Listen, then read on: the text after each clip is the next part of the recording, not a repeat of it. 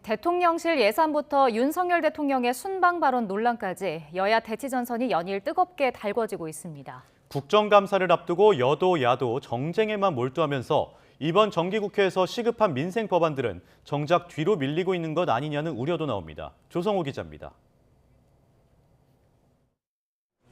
민주당은 영빈관 신축부터 꼬리에 꼬리를 무는 대통령실 이전 추가 예산을 고리로 공세에 고삐를 조였습니다.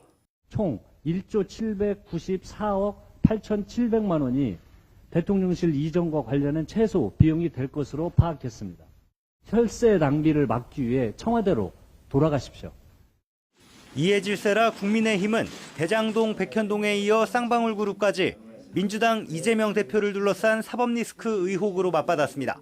대장동, 백현동 개발 사업을 통해서 그토록 증오하는 가진 자들이 수천억 이득을 벌었을 때 불의를 방관한 것이 이재명 대표 아닙니까? 윤석열 대통령 순방 외교를 둘러싼 논란도 정쟁의 불씨를 댕겼습니다.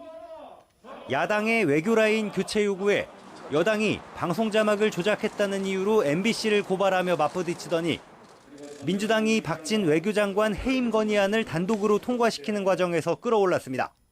박진 장관이 무엇을 잘못했습니까? 문재인 대통령이 중국에서 10기 중에 8기를 혼밥할 때 무엇을 하셨습니까?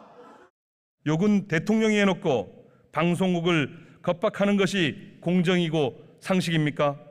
국민께 부적절한 욕설에 대해 사죄부터 하시길 바랍니다. 말을 아끼던 이재명 대표가 윤 대통령 발언 논란을 직접 겨누며 참전했고 국민도 귀가 있고 국민도 판단할 지성을 가지고 있습니다.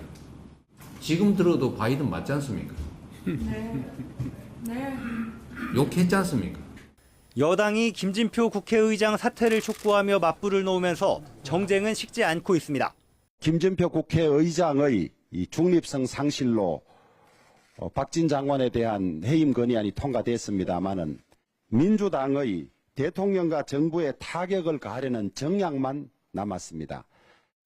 정부 실책을 파고들어 전국 주도권을 잡으려는 야당, 그리고 이준석 전 대표발 내홍을 딛고 국정 동력을 얻으려는 여당 모두 물러설 수 없다는 의지가 역력합니다.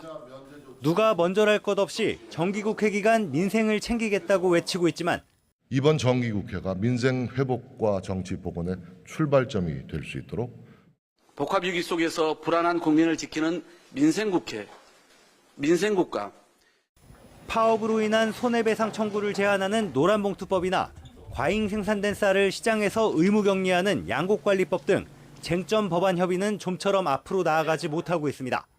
국정감사와 예산심사까지 2달여 남은 정기국회 곳곳이 암초입니다.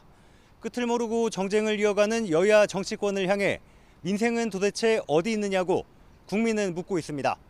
YTN 조성호입니다.